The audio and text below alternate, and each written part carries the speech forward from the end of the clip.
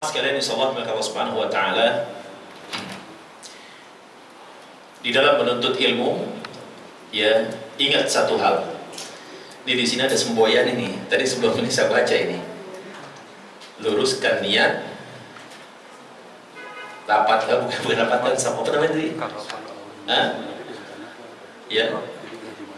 Luruskan niat apa? Bersihkan hati. Luruskan niat, bersihkan hati. Ini bagus nih. Maksudnya apa? Orang belajar, orang mengaji, niat yang pertama kita semata-mata mengharapkan keridhaan Allah Subhanahu wa taala. Pasang niat yang benar. Kita mencari keridhaan Allah. Bersihkan hati, maksudnya apa?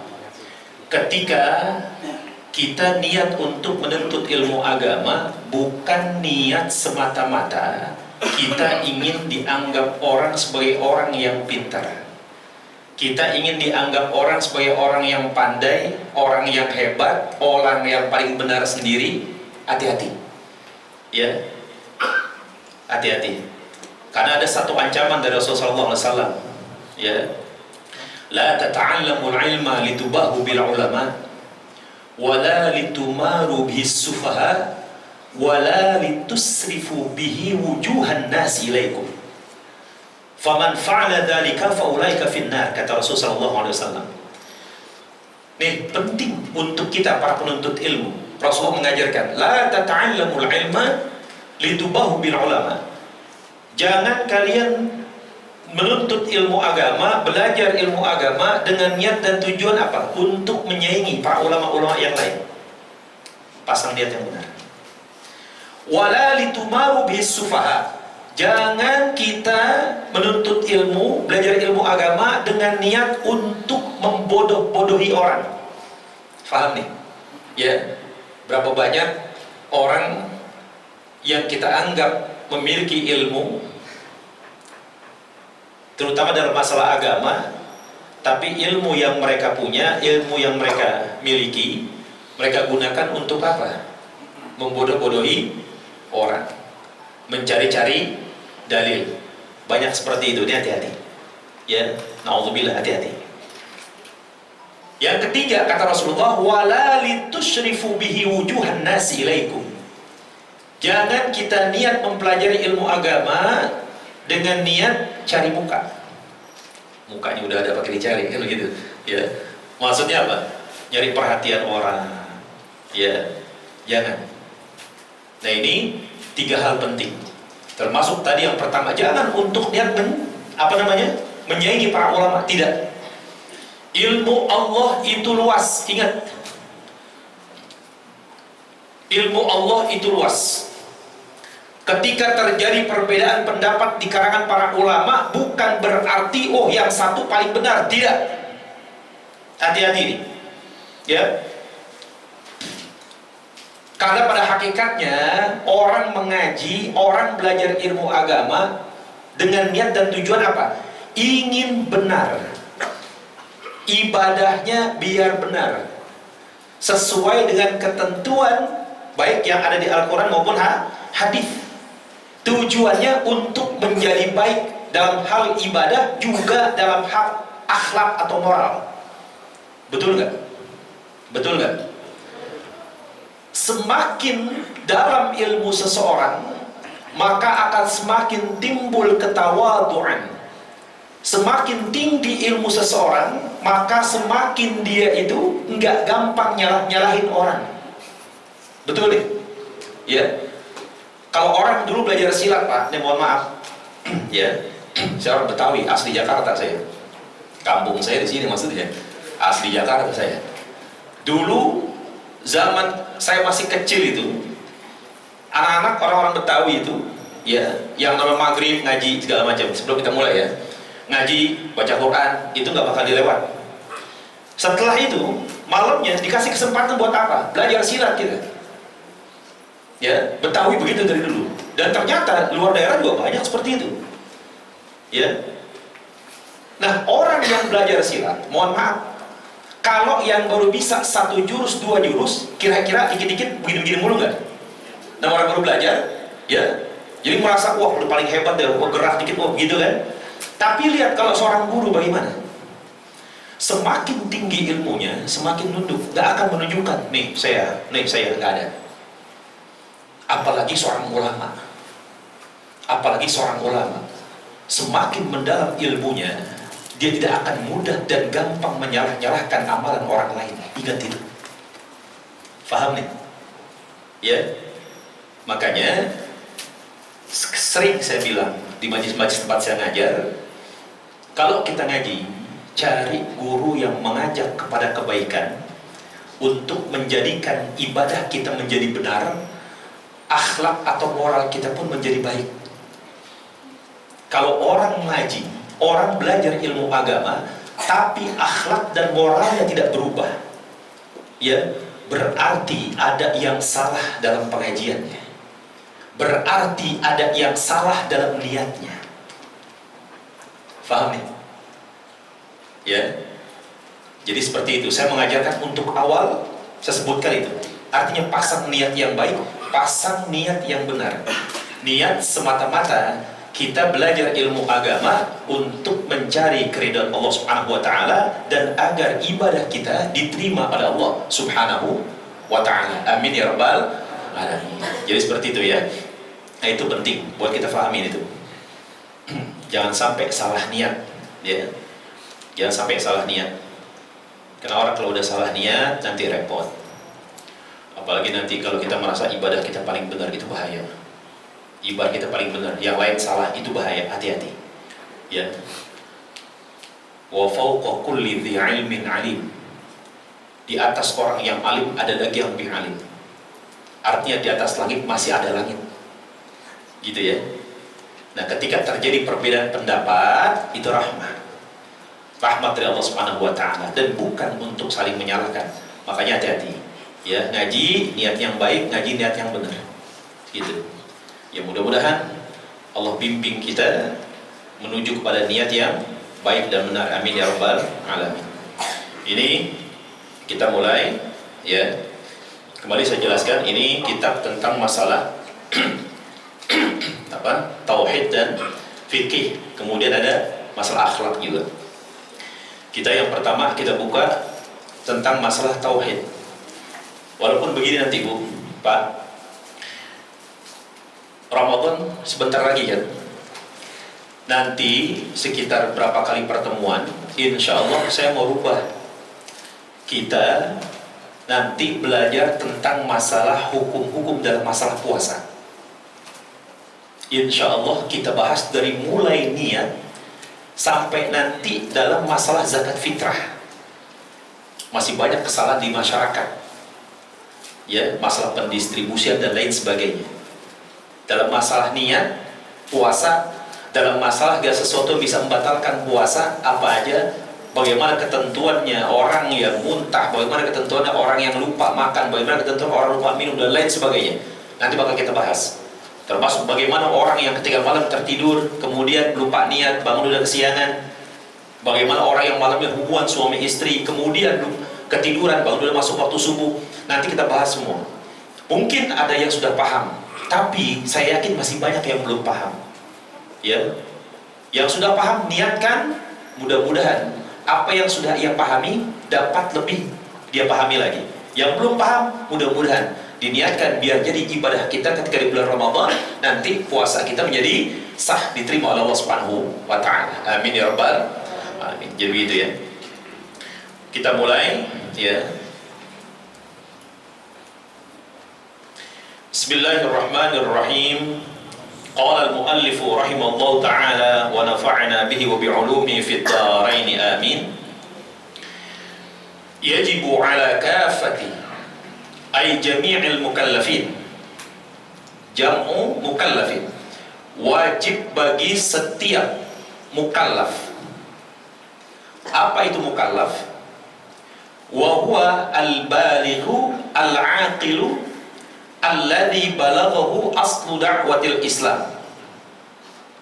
Jadi orang yang baligh dan berakal, yang sudah sampai padanya asal dakwah Islam.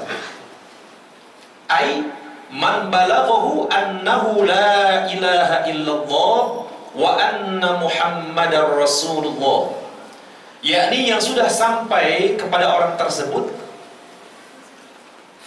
dua kalimat syahadat, la ilaha illallah Muhammadur Rasulullah. Nah sekarang kita bahas masalah mukallaf dulu. Mukallaf itu apa? Mukallaf ini orang yang sudah terkena beban tanggungan. Orang yang sudah terkena beban tanggungan. Maksudnya ketika anak ini belum balik, dia bikin dosa, dia gak akan menanggung. Maksudnya anak ini nggak punya tanggungan. Seandainya pun dia bikin dosa, nggak tercatat untuk dia, gitu loh. Tapi ketika anak ini sudah balik, maka nanti anak tersebut yang punya tanggungan, ketika dia meninggalkan sholat kewajibannya, dosanya untuk dia. Ketika dia tidak puasa di bulan Ramadan, dosanya untuk dia. Ketika dia bikin maksiat, dosanya untuk dia. Dia bikin. Artinya ketika anak sudah balik, ini dikatakan mukallaf. Dia sudah punya tanggung jawab secara syariat, secara agama. Itu dikatakan mukallaf. Yang pertama al-balighu, ya, baligh al-aqilu, yang berakal. Karena orang hanya sekedar baligh aja tapi tidak berakal, nanti nggak dikatakan mukallaf. Contoh orang gila. Orang gila ini nggak kena beban hukum dia, ya, nggak kena beban hukum. Tapi dilihat dulu gilanya dari kapan. Kalau gilanya dari sebelum balik, gilanya dari sebelum balik sampai dia balik, sampai dia meninggal dunia dalam keadaan gila, ini nggak ada dosa.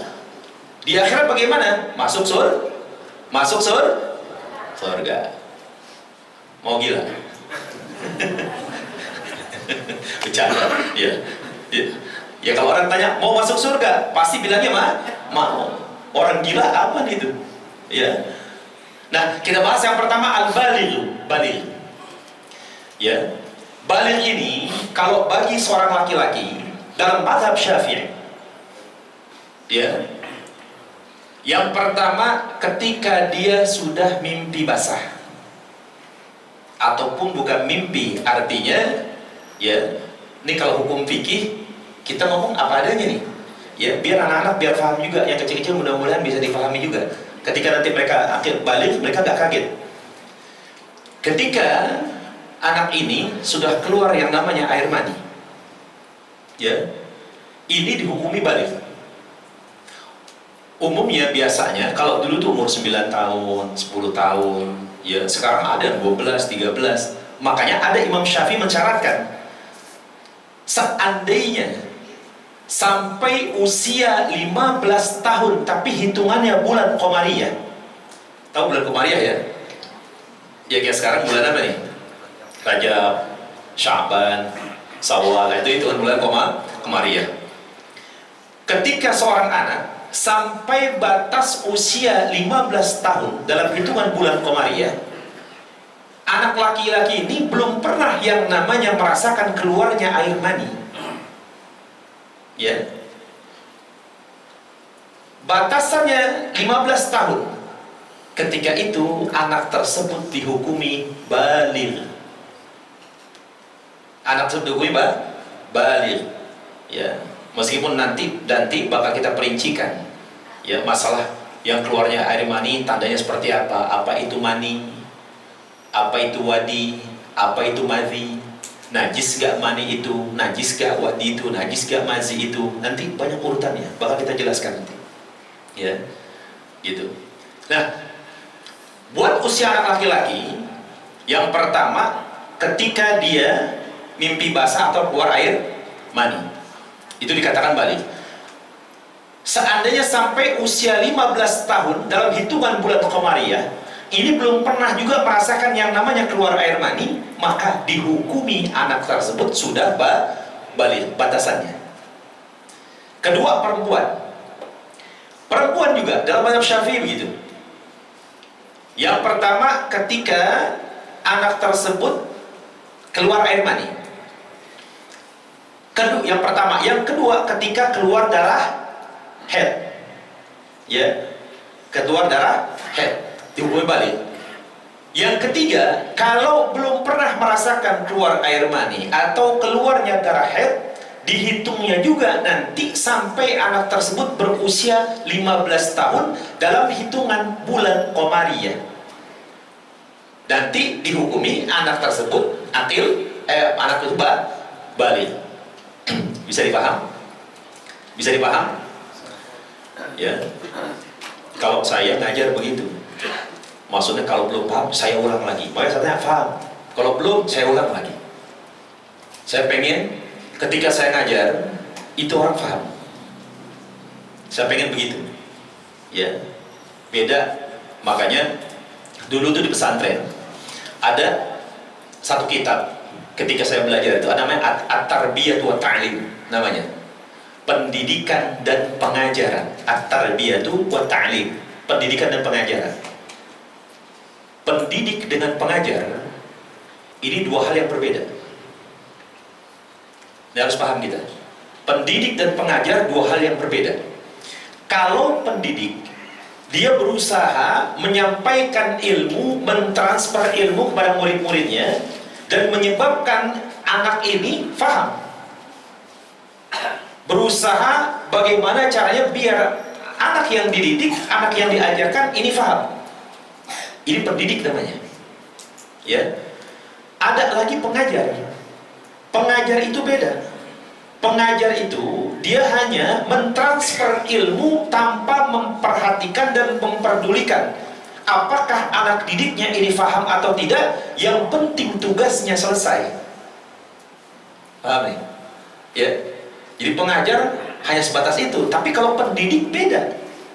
Pendidik beda. Ya. Makanya saya punya guru yang saya masih ngaji sampai sekarang, ya, beliau pendidik. Kenapa dikatakan pendidik? Semua orang yang ngaji sama beliau semuanya jadi. Semua orang yang ngaji sama beliau, yang fokus konsen sama beliau, semuanya jadi. Teman-teman saya dulu, ya, kita awal-awal ngaji, itu belum ada yang jadi apa-apa. Boro-boro khutbah Jumat, boro-boro ceramah, boro-boro keluar seperti sekarang ngajar kemana-mana, ya, semuanya fokus ngaji. Tapi semua yang beliau didik sampai sekarang itu semuanya punya majlis taklim, iya, ngajar kemana-mana, iya, ceramah, iya, semuanya. Ini karena keikhlasan seorang guru dan niat seorang murid belajar dengan benar, itu niatnya. Itu keberkahan dari guru itu seperti itu, keberkahan dari seorang guru.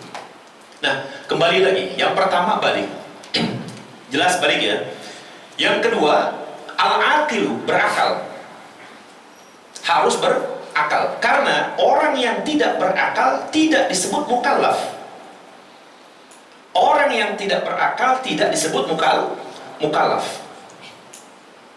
Ingat mukallaf tadi apa? Orang yang sudah terkena beban tanggung jawab dalam masalah syariat. Artinya, ketika dia melaksanakan ketaatan kepada Allah, pahalanya untuk dia. Ketika dia berbuat dosa, berbuat maksiat kepada Allah, dosanya pun kembali kepada dirinya sendiri. Seperti itu ya. Nah, dijelaskan, dikatakan mukallaf orang yang balik dan berakal yang sudah sampai kepadanya asal dakwah Islam, yakni dua kalimat syahadat. Ashhadu an la ilaha illallah wa ashhadu anna Muhammadar Rasulullah. Nah, itu seperti itu. Nanti kita jelaskan, ya. Kemudian ad-dukhulu fi dinil Islam, masuk ke dalam agama Islam fauran, dengan sesegera mungkin. In kana kafiran, kalau seandainya orang tersebut kafir atau dikatakan non muslim, ya. Jadi kewajibannya orang yang sudah sampai kepadanya dakwah Islam, yakni dua kalimat syahadat, bagi orang yang memang bukan beragama Islam atau non-muslim, kewajibannya untuk segera masuk ke dalam ajaran agama Islam. Ini kewajibannya gitu. Kewajibannya. Ya, kewajibannya ini. Makanya kalau orang yang tidak sampai kepada mereka asal dakwah Islam, atau dikatakan tidak sampai 2 kalimat syahadat kepada mereka, mereka dikatakan bukan mukallaf. Contoh, ada orang yang hidupnya dan tinggalnya misalnya di lembah, di pergunungan, di lembah, yang mana di situ nggak ada orang luar masuk ke tempat dia, dan dia pun nggak ada penduduk dari situ yang keluar. Jadi khusus mereka aja. Kalau kita bilang apa namanya ya, kok primitif lah gitu ya, hidupnya masih di hutan-hutan. Jadi nggak pernah dengar itu yang namanya azan, nggak pernah tahu ya, yang namanya azan nggak pernah tahu, nggak tahu tuh ada yang namanya agama Islam, nggak tahu sholat seperti apa misalnya. Nah, ini mereka ini ketika tidak sampai dakwah Islam kepada mereka, maka mereka tidak disebut mukallaf. Artinya, seandainya pun nanti mereka meninggal dunia, mereka meninggal dan masuk ke dalam surganya Allah Subhanahu wa ta'ala. Karena ingat, mereka bukan dikatakan mukallaf, artinya mereka tidak terkena beban syariat. Faham nih ya? Faham ya? Nah, berhubungan dengan masalah ini, ada satu permasalahan yang sampai sekarang masih ramai. Tapi menurut saya harusnya hal ini jangan sampai jadi perdebatan yang akhirnya menjadi ricuh, menjadi ramai. Ya, akhirnya jadi merasa paling benar. Hati-hati. Masalah apa? Tentang kedua orang tua Rasul Sallallahu Alaihi Wasallam. Ya, meskipun ada di dalam Sahih Muslim yang menjelaskan ketika Rasul mengatakan inna abi wa abaka finnar. Para ulama sudah menjelaskan tentang kedudukan bagaimana hadis ini. Ya, tentang hadis ini. Banyak yang mengatakan orang tua Rasulullah masuk dalam kategori ahlul fatrah. Artinya mereka ini bukan dikatakan mukallaf, karena dari semenjak Nabi Isa, zaman Nabi Isa sampai ke zaman Nabi Muhammad SAW diutus menjadi Rasul, ini jaraknya sekitar 350 lebih lah, hampir 400 tahun. Ini yang dikatakan kekosongan syariat. Makanya disebut zaman tersebut ketika Rasulullah belum dilahirkan dikatakan zaman jahiliyah, zaman kebodohan itu. Zaman jahiliyah dikatakan zaman kebodohan ketika itu. Karena apa? Kekosongan syariat. Mereka tidak ada timbangan syariat. Yang mana yang dikatakan benar, yang mana dikatakan salah, yang mana halal, yang mana haram, mereka nggak tahu itu. Makanya banyak para ulama ketika menafsirkan hadis itu dengan mengatakan bahwasanya yang dikatakan Rasul abi itu bukan bapaknya. Dalam bahasa Arab itu kalimat abi ini ya bisa berarti paman. Contohnya pamannya Abu Thalib ketika membawa Rasulullah berdagang, kemudian bertemu dengan pendeta Buhairah ketika itu.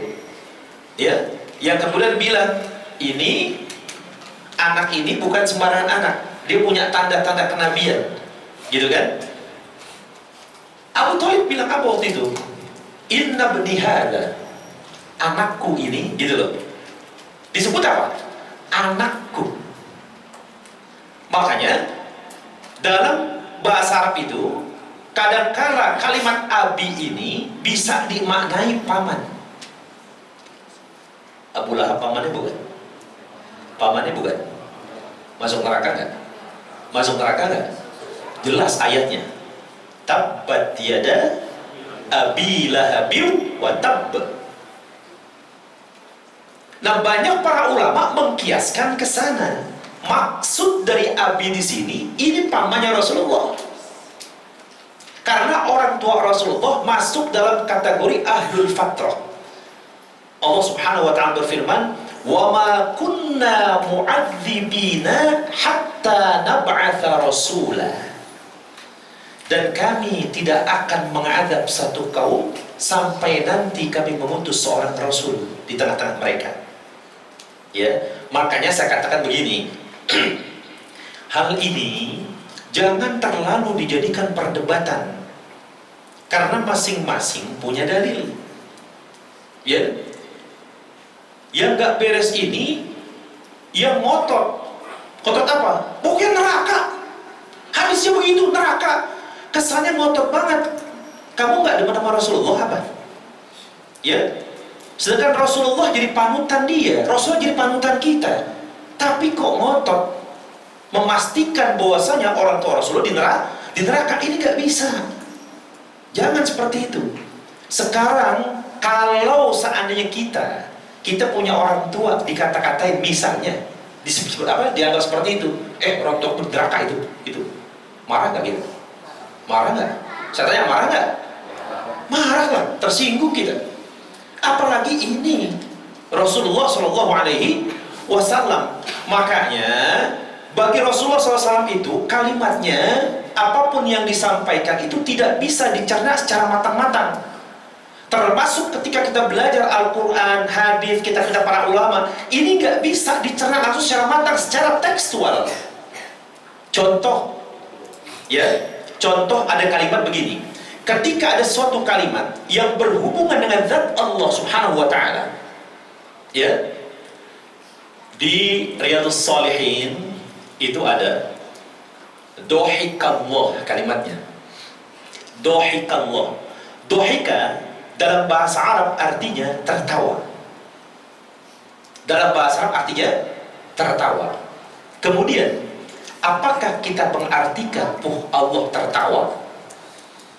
Sedangkan Allah Subhanahu wa Ta'ala laisa kamitslihi syai'.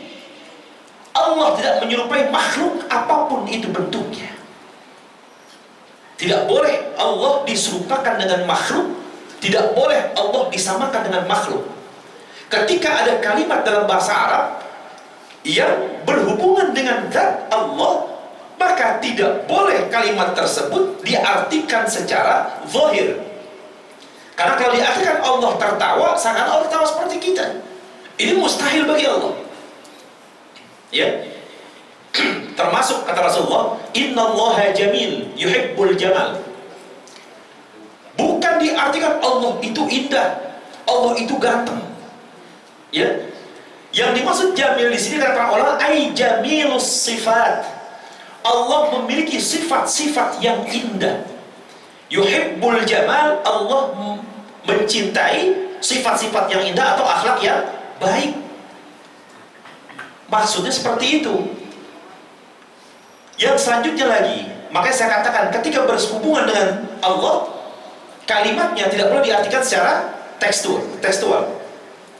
Ada satu doa yang Rasulullah ajarkan begini, Allahumma hyini miskinan wa amitni miskinan wahsyurni yaumal qiyamati ma'al masakin. Miskin artinya apa? Tidak mampu. Pintar kamu deh, selalu jadi anak soleh kamu deh. Amin ya rabbal alamin. Berani, cakep, suka saya. Ya, miskin artinya orang tidak mampu, nggak punya. Bahasa umumnya yang kita sebut apa? Miskin aja. Sekarang saya tanya, ada nggak yang doa minta miskin? Ayo, saya tanya sekarang. Ayo saya tanya, Bu, ada nggak minta doa minta miskin? Ada nggak? Nggak ada. Pak, ada nggak Pak? Doa minta miskin ada nggak? Setiap kali doa pasti ada minta apa? Betul nggak? Pasti kan minta, ya Allah berikan saya rezeki yang halal, yang barokah. Nah, satu hal saya tambahin, kalau doa minta rezeki sama Allah, minta ya Allah berikan kepada saya rezeki yang halal, yang barokah untuk ibadah. Tambahin, untuk ibadah. Karena kita minta yang halal, yang barokah, tapi kita nggak niatkan untuk ibadah, khawatir nanti berat buat ibadah. Tapi kalau kita niatkan minta rizki, kemudian Allah berikan dengan niat untuk ibadah, maka akan Allah mudahkan itu. Allah kasih kemudahan terus buat ibadah. Faham nih? Ya. Nah, kan nggak ada yang doa minta miskin, pasti mintanya apa? Kaya. Gitu kan? Nah, makanya ketika bersinggungan kalimat ini, Allahumma hyini miskinan, para ulama menjelaskan kalimat miskin di sini bukan miskin secara zahir. Allahumma hyini mutawadhi'an. Ya Allah, hidupkan aku dalam keadaan yang terkadang tawadhu. Tawadhu itu rendah hati. Rendah hati. Ya, makanya kalau orang doanya begini, mintanya seperti ini, akhlaknya jadi baik, jadi benar. Ya, tapi kalau orang nggak pernah doa begini, nggak minta begini, nanti jadi sombong. Jadi sombong. Apalagi baru ngaji, ya 1 hadis, 2 hadis, udah merasa paling benar, repot. Ya kadang-kadang juga kita sodorin nih, bisa baca nggak nih kitab kuning begini, baca, bengong dia, bengong. Suruh baca hadis, maksud bagaimana, bengong dia. Nah, yang bang begini makanya kembali lagi, ya kita niat ngaji, niat cari keridhaan Allah itu. Bukan niat mau pinter-pinteran, mau jago-jagoan, enggak. Ya, niat biar kita jadi benar, akhlak kita jadi baik tuh, seperti itu. Bisa menghargai yang tua, menghargai yang muda, menghargai sesama. Nah, itu semakin baik akhlak seseorang, semakin tinggi ilmu seseorang, semakin dalam ilmu seseorang, makin baik akhlaknya. Pasti ada perubahan. Pasti ada perubahan. Tapi kalau nggak ada terjadi perubahan, pasti ada yang salah. Baik dalam ibadahnya maupun ketika dia mengaji, pasti ada yang salah, pasti. Dipaham ya? Jadi seperti itu. Nah, sifat Allah tidak bisa disamakan dengan sifat makhluk. Ketika bersinggungan dengan zat Allah, tidak boleh diartikan secara zahir. Ya, tadi Allah mahyini miskinan, ya Allah hidupkan aku dalam keadaan tawadhu. Wa amiti miskinan, termasuk wafatkan aku dalam keadaan tawadhu, rendah hati.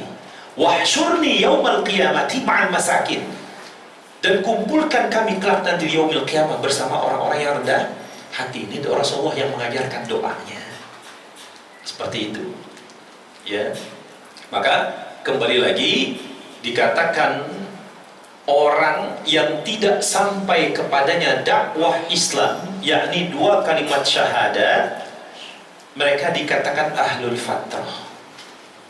Ya, dikatakan ahlul fatrah, seperti itu. Nah, yang selanjutnya, ya, kewajibannya ini bagi mukallaf tadi ad-dukhulu fi dinil Islam, masuk ke dalam agama Islam sesegera mungkin, fauran, kalau seandainya dia itu adalah orang non muslim. Ketika sudah sampai dakwah Islam kepadanya, artinya kata para ulama, seandainya dia hanya mendengar azan, dia tahu azan dan faham maknanya. Faham maknanya maksud apa? Sekarang ini kan banyak kadang-kadang di pamflet-pamflet, stiker-stiker, ataupun ketika di TV ada azan ada artinya, ada azan ada artinya. Artinya apa? Ketika ada orang lihat itu, faham kan? Termasuk kalau seandainya orang udah tahu azan, berarti ini datang waktunya ibadahnya umat Islam. Nah, kewajiban bagi non-muslim, kewajibannya apa? Kewajiban yang masuk Islam. Kewajibannya seperti itu. Ya. Nah, kemudian yang selanjutnya wasfubutu ail mulazamatu fihi 'ala dawam. Tetap berada selama-lamanya di dalam ajaran agama Islam. Artinya dia keyakinannya nggak goyah dan tidak sampai menyebabkan dia pindah agama. Tapi nanti bakal kita jelaskan, orang itu bisa menjadi kufur atau dikatakan murtad, keluar dari Islam, bukan hanya karena dia pindah agama. Nanti ada babnya, nanti saya jelaskan. Karena di semua tuh kitab-kitab kuning, hampir dalam kitab fikih, tauhid pasti disebutkan. Ada yang namanya babur riddah, bab yang bisa menyebabkan seseorang menjadi murtad. Qauli, fi'li, i'tiqadi. Apakah karena perkataan, ataupun karena perbuatan, ataupun karena keyakinan. Salah satu saja, kalau kita salah, bisa menyebabkan status kita keluar dari Islam. Meskipun dengan tanpa niat untuk pindah agama, cuma sudah dihukumi kafir. Nanti pembahasannya belakangan itu, ada babnya tersendiri. Ya, nanti bakal kita sebutkan apa saja contoh-contohnya. Apa saja contoh-contohnya. Biar nanti tujuannya apa? Kita terselamatkan dan kita terhindar dari kekufuran tersebut. Tujuannya itu. Ya. Nah, wastubutu al-mulazamatu fi 'ala ad-dawam bihaitsu yakhlu qalbuhu. Tetap berada di dalam agama Islam selama-lamanya. Sekiranya bersih hatinya, yakhlu qalbuhu an ayyi azmin, dari niat dan tujuan jangka panjang, meskipun jangka panjang. Untuk apa? Ala tarkil Islam, untuk meninggalkan agama Islam. Fil mustaqbali, di masa yang akan datang. Ya. Jadi begini. Sekiranya hati kita bersih untuk tidak ada niat sedikit pun dalam hati kita untuk keluar dari Islam. Kadang-kadang ada orang yang niatnya itu nggak benar, ya. Dicontohkan di sini salah satunya. Disebutkan, qala Syekh Zakaria Al-Ansari fi syarh Rawdi fi bab riddah. Disebutkan oleh Syekh Zakaria Al-Ansari, ya, dalam syarah Rawdatul Talib ini, dalam bab riddah, man azama 'ala al-kufri aw 'allaqahu bi syai'in. Barang siapa yang azam dengan niat ini beda, ya. Niat itu qasdu syai' muqtarinan bi fi'lihi. Yang dikatakan niat itu melakukan sesuatu perbuatan dibarengi dengan perbuatannya. Itu niat. Contoh, orang sholat, niatnya kapan? 'inda takbiratil ihram. Ya. Bukan pas baca usollinya, bukan. Kemarin sudah saya jelaskan, orang mau baca usolli ataupun tidak baca usolli, jangan main salah-salahan. Paham nih? Ini perkara remeh, ini mah perkara kecil. Jangan main salah-salahan. Karena begini, Imam Syafi'i pun mensyaratkan mulainya niat itu kapan? Berbarengan dengan perbuatannya. Bukan ketika usollinya, tapi ketika takbiratul ihram. Tapi boleh baca usolli? Boleh. Kata para ulama, ya, disebutkan liyusa'idal lisan 'alal qalbi, agar lisan kita ini ketika mengucapkan itu bisa membantu hati nanti, memudahkan hati ketika mengucapkan niat ketika takbiratul ihram. Buat ngebantu aja. Seandainya pun kita nggak baca usolli, langsung ketika takbiratul ihram Allah, cuma ada syaratnya. Yang pertama, kata Imam Syafi'i, qasdul fi'li, menyengaja untuk melakukan sesuatu. Artinya nawaitu atau usolli. Lafaz usollinya harus itu, aku niat melaksanakan sholat. Kedua, fardunya disebutin. Yang ketiga, ta'yin, menentukan sholat apa. Ini tiga yang wajib. Usolli fardal maghribi, tiga. Ya, thalatha raka'atin mustaqbilal qiblati, dan seterusnya. Itu hukumnya sunnah. Hukumnya sunnah. Jadi ketika kita sholat, kapan niatnya? Ketika takbiratul ihram Allah, hati kita ngomong usolli fardal maghribi. Kalau makmuman gitu, ya. Kalau nggak bisa pakai bahasa Arab, boleh pakai bahasa Indonesia, boleh. Aku niat sholat fardu maghrib. Nih kalau dalam mazhab Syafi'i begitu. Artinya, mau baca usolli silakan, tetap. Tapi ketika habis baca usolli, pas takbiratul ihram, tetap wajib menghadirkan niat di dalam hati. Paham Bu ya? Paham Bapak ya? Itu seperti itu. Ya makanya saya bilang jangan main salah-salahan. Wah nggak ada itu, Rasulullah ngajar usolli pakai usolli, nggak ada, bid'ah itu nggak benar. Ah, jangan. Ya, ada yang kita pakai usolli, itu sholat apaan tuh sholat? Nggak pakai baju usolli langsung Allahu Akbar, nggak sah itu. Jangan, nggak boleh. Ya, jangan main salah-salah begitu, jangan. Masing-masing punya dalil. Paham nih? Nah, itu kalau niat begitu. Wudu sama. Inda ghasli awwali juz'in minal wajhi. Ketika basuh muka yang pertama, itulah ketika air menyentuh muka. Di sini kita niat. Itu wudu. Makanya berbeda dengan azam. Azam itu niat jangka panjang. Azam niat jangka panjang untuk melakukan sesuatu. Dan contohnya di sini. Ya. Orang yang berazam, ya, niat untuk menjadi kufur, au 'allaqahu bi syai'in, atau dia menggantungkan kekufuran tersebut pada sesuatu. Contohnya, in halaka mali aw waladi tahawwatu aw tanassartu. Ini kalau seandainya nih ada apa-apa pada harta saya atau anak saya, ya udah saya jadi Yahudi aja, atau udah saya jadi Nasrani aja. Padahal kan belum terjadi sesuatu, tapi karena ada sesuatu yang dia khawatirkan dan keyakinan dia lemah pada Allah Subhanahu wa taala, kemudian dia bilang apa? Begitu. Nih kalau ada sesuatu terjadi sama anak saya atau harta saya, ya, udah saya pindah agama. Ya, saya jadi Yahudi atau saya jadi Nasrani. Padahal belum terjadi. Nah, ini enggak perlu nunggu nanti terjadi sesuatu. Ketika itu dihukumi kafir. Ya. Man azama 'alal kufri fil mustaqbali kafar fil hal. Orang yang azam niat untuk menjadi kafir suatu ketika karena ada sesuatu hal, misalnya kafar fil hal, dihukumi kafir ketika itu tanpa harus menunggu hal tersebut terjadi. Yang ini sering terjadi di masyarakat, khususnya kita ini. Ketika Allah Subhanahu wa taala kasih ujian buat kita, dan ini banyak terjadi. Allah kasih ujian buat kita, kemudian kita udah berusaha sebaik mungkin. Kita udah ibadah, iya, sedekah, iya, dan lain sebagainya. Tapi ujian yang Allah berikan belum juga berhenti tujuannya, belum juga selesai. Akhirnya apa? Setan selalu ganggu.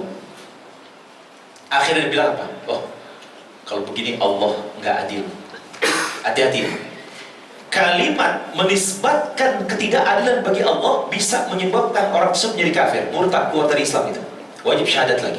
Hati-hati. Nanti bakal kita sebutkan contoh-contohnya. Ya, nggak boleh suudzon sama Allah, buruk sangka sama Allah, nggak boleh. Allah Maha Adil. Allah Maha Adil. Ya, makanya ketika ada orang Allah kasih ujian, kemudian dia putus asa dengan mengatakan apa? Oh, kalau begini nggak benar. Ya, dan saya tunggu. Kalau saatnya masalah saya nggak selesai juga sampai minggu besok atau sampai bulan depan, udah, so pindah agama aja. Itu nggak usah nunggu pindah agama ketika itu murtad, keluar dari Islam. Paham nih? Paham? Ini pentingnya ngaji begitu. Ya, ada orang anaknya meninggal, histeris dia, ya, itu anak kesayangannya, teriak-teriak akhirnya, ya Allah, kalau begini udah, Allah berarti gak adil ini.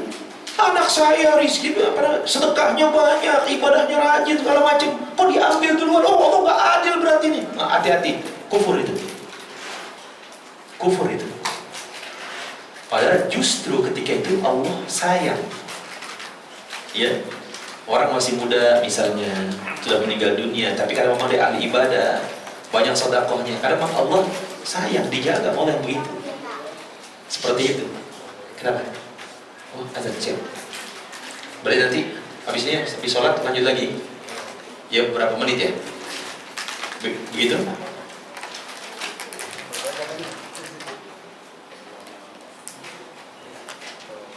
Baca dulu. Oh, ada dulu. Oh, siap.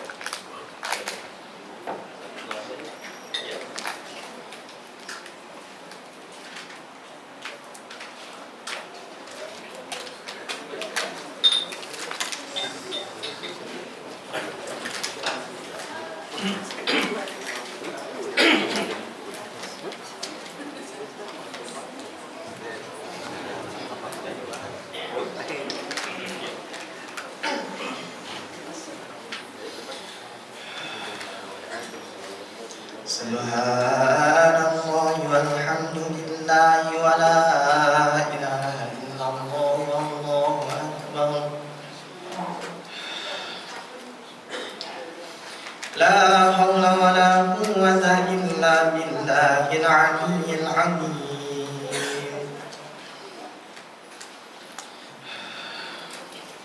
Allahumma salli wa sallim ala sayyidina Muhammad wa ala ali sayyidina Muhammad.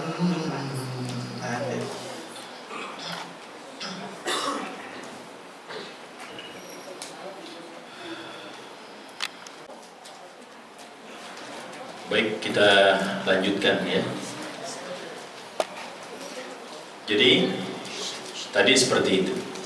Orang yang azam atau niat jangka panjang untuk melakukan kekufuran meskipun masih 1 bulan, 1 tahun, 10 tahun dan lain sebagainya, hal itu belum terjadi, tapi ketika dia ucapkan dihukumi kufur ketika itu, langsung mutlak itu. Yang kedua, autaraddudin. Yang terakhir nih, sebelum kita buka tanya jawab. Autaraddudin. Ya, atau orang ini ragu-ragu. Aakfuru, apakah aku kufur? Amla, atau tidak? Ini kalau begini, ya, ini pindah agama aja apa enggak nih ya? Gitu loh. Ya, ini pindah agama apa enggak nih ya? Begitu loh pendapatnya. Karena apa? Merasa apa? Berarti Allah ini enggak adil. Saya belum lama saya ngisi kuliah subuh itu di masjid apa yang Anda bilang kemarin, Muhajirin dari Pondok Kelapa. Ada jamaah nanya, itu Ustaz sebetulnya Allah itu ada atau enggak? Auzubillah, istighfar, astagfirullah. Allah itu ada atau enggak, kata dia. Nah ini hati-hati ya. Orang saking kecewanya dengan satu ujian yang Allah berikan kepada dirinya, dan dia mengalami hal tersebut, kemudian ujian tersebut belum juga selesai, timbul kekecewaan, akhirnya sampai seperti itu. Sebetulnya Allah ini ada atau enggak, Ustaz? Kalau seandainya ada, kok doa saya nggak pernah didengar, katanya. Dia kan tahu Allah laisa kamitslihi syai', Allah nggak sama dengan makhluk, nggak gampang. Ustaz Erik, tolongin dong, gitu kan? Oh iya, nah itu kan makhluk, gampang itu kita ngomong. Nggak seperti itu. Dan juga Allah punya ketentuan, punya takdir yang harus kita jelaskan. Kalau keinginan kita sesuai dengan apa yang Allah inginkan, pasti terjadi. Sesuai dengan apa yang sudah Allah takdirkan, pasti terjadi. Tapi keinginan kita, kalau tidak sesuai dengan apa yang menjadi takdir Allah, tidak sesuai dengan apa yang menjadi ketentuan Allah, mustahil terjadi. Itulah yang Imam Syafi'i sebutkan begitu. Allah berfirman, "Wa ma tasyauna illa ayyasha Allah." Kalian tidak akan kalian tidak akan mendapatkan sesuatu yang kalian kehendaki kalau seandainya kehendak kalian itu tidak sesuai dengan apa yang Allah kehendaki. Kan intinya begitu. Nah, ketika ada orang taraddud, bingung, ya, ini kufur enggak nih, ya, apa keluar Islam apa enggak nih? Kalau begini Allah enggak adil nih. Itu enggak usah pakai urutan ketika itu. Gitu ya. Ini sampai sini dulu, ya. Ya silakan, mungkin ada yang mau tanya. Intinya begini. Kalau memang pertanyaan itu bisa saya jawab, saya jawab. Tapi kalau seandainya ada yang belum saya bisa jawab, saya bilang nggak bisa, saya jadi PR. Gitu ya, saya jadi PR. Insya Allah lain waktu, kalau nggak bisa terjawab sekarang, nanti di kemudian waktu baru dijawab. Seperti itu. Ya silakan kalau ada yang mau bertanya. Mana? Bapak, oh ya silakan. Waalaikumsalam warahmatullahi wabarakatuh. Betul. Kita baru saja menyelesaikan event seperti tahun lalu, Natal dan Hari Raya Cina. Saya menyadari betapa sulitnya orang yang beragama Islam, bahkan rajin, bisa mengucapkan seperti kita orang Islam dalam Hari Raya ini. Ya. Bagaimana hukumnya bagi orang Islam untuk mengucapkan kata-kata ini? Ucapkan selamat Natal.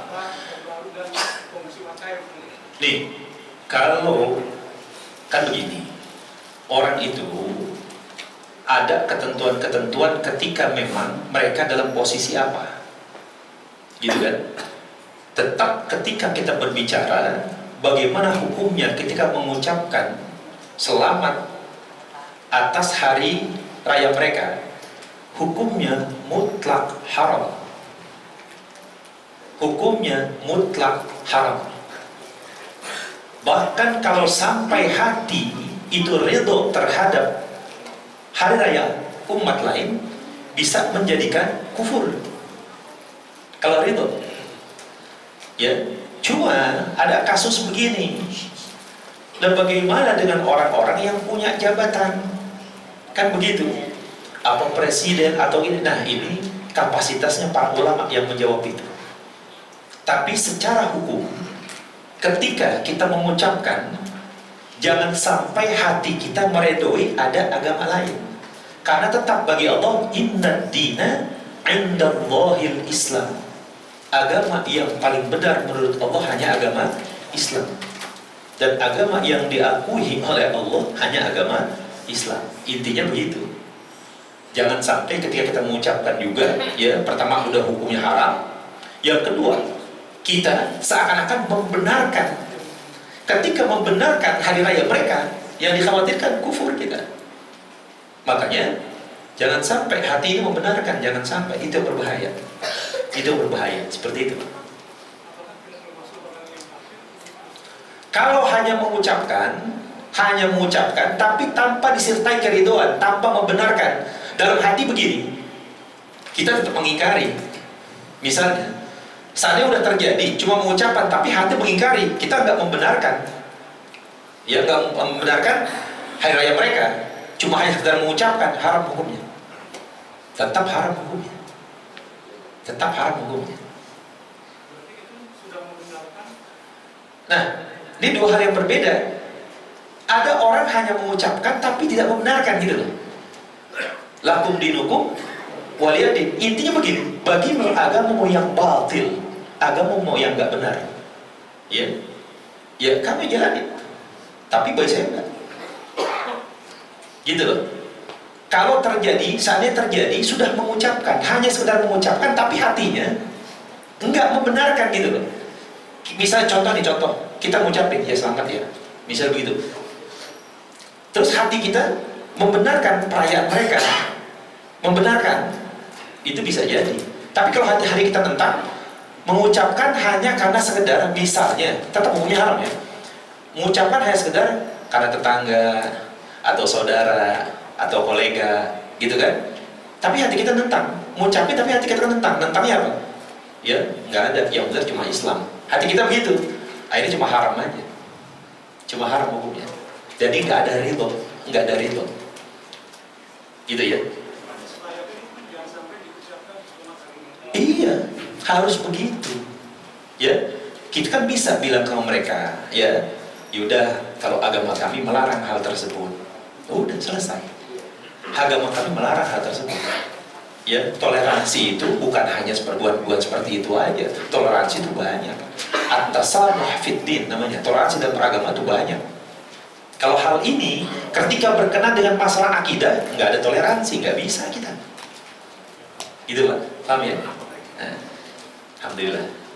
Ada lagi yang mau tanya? Ya, silakan Bapak. Ya.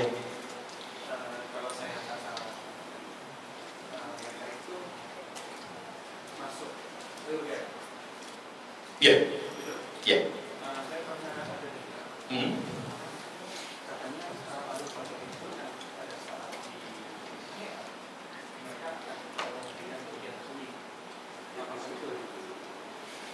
Begini, kalau dikatakan ada ujian tersendiri, saya belum pernah dengar. Cuma bedanya begini. Orang, contoh nih, non Muslim, dia punya anak. Nanti bakal disebutkan di sini kitab ini. Kita sebutkan dulu kan. Dia punya anak. Anaknya belum balik. Berarti belum dikatakan apa tadi? Mukallaf. Belum terkena beban tanggungan dalam syariat. Kemudian anak ini meninggal. Bapaknya non Muslim, masuk surga apa enggak? Masuk surga apa enggak? Masuk surga. Cuma yang disebutkan oleh para ulama, tingkatan kita dengan mereka berbeda. Kita yang beragama Islam, kita beribadah pada Allah, kita punya tingkatan tersendiri, jauh dari tingkatan mereka. Meskipun mereka masuk surga istilahnya, tapi tingkatannya jauh di bawah kita. Nah, kalau saya ada menjelaskan, nanti bakal dapat ujian tersendiri, saya belum pernah tahu. Yang saya tahu, ketika orang memang tidak mendapatkan dakwah Islam ketika itu, ya seperti tadi, orang yang terpencil gitu kan, nggak ada orang masuk, dia nggak ada keluar, orang nggak ada yang dari luar masuk ke situ, khusus mereka aja, nggak pernah dengar adzan, nggak tahu ada Islam segala macam, nggak tahu, primitif lah gitu, ya. Nah, ini mereka juga dikatakan digolongkan ahlul fatrah, artinya tetap mereka masuk surga. Dan belum pernah saya dapat penjelasan, baik di kitab yang saya baca ataupun dari guru-guru saya, ada ujian untuk mereka, belum pernah saya. Tapi nanti saya berusaha, saya cari Pak. Kalau memang ada gitu ya, saya cari informasi, apakah saya baca atau saya tanya, ada nggak seperti itu? Kalau saya ada, nanti saya sampaikan ke Bapak. Ya, nggak apa-apa, bagus ini. Justru kalau kita seperti ini, kadang-kadang ada sesuatu yang guru nggak tahu. Ketika ada orang tanya, oh iya, jadi ilmu buat saya nggak? Jadi ilmu, gitu. Alhamdulillah. Ya terima kasih. Nanti saya cari jawabannya, insya Allah. Mudah-mudahan kalau memang ada seperti itu ya.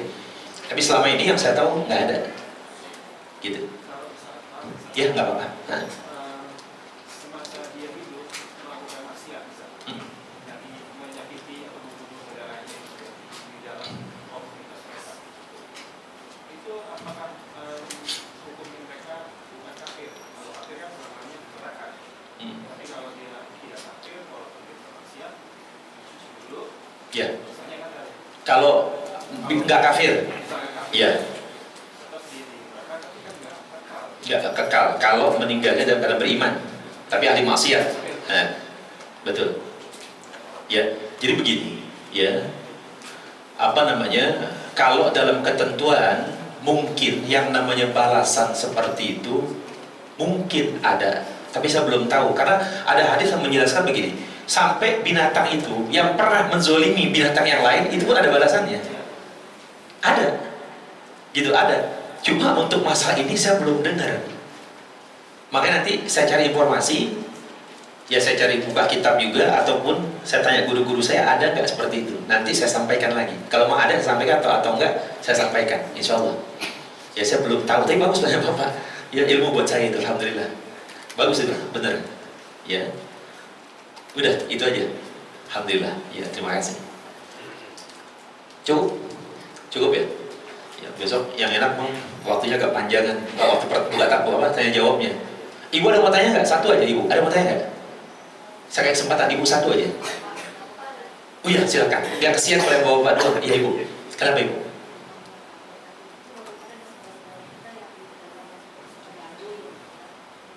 Nah sekarang begini, Baduy itu mereka itu udah campur dengan kita. Ada dari mereka Baduy yang keluar. Ada orang kita juga udah masuk ke sana. Meskipun ada di satu tempat yang orang luar nggak boleh masuk, cuma orang Baduy sendiri kan bisa masuk ke dalam. Yang Baduy bagian luar, gitu loh. Nah mereka ini juga udah tahu ada agama Islam, ada segala macam. Udah gitu juga di sana juga kan masjid juga kedengaran adzan segala macam. Tahu mereka. Ada mereka nggak dikatakan nggak masuk dalam kategori yang demikian. Ya jadi yang betul-betul dia itu ada di pedalaman, misalnya di lembah, dan memang nggak tahu dunia luar sama sekali. Nggak ada orang luar masuk ke situ, nggak ada orang situ juga yang keluar. Istilahnya mereka udah komunitas mereka aja, nggak tahu apa-apa. Nah itu artinya mereka nggak sampai kepada mereka, dakwah Islam nggak sampai kepada mereka. Nah itu masuk kategori fatrah begitu, seperti itu. Itu Bu ya. Alhamdulillah. Cukup ya. Ya insya Allah. Ya kita masih panjang, waktunya masih banyak. Ya insya Allah nanti kita lanjutkan lagi. Ya mudah-mudahan sedikit yang saya sampaikan ini bisa bermanfaat. Kurang lebihnya saya mohon maaf. Assalamualaikum warahmatullahi wabarakatuh.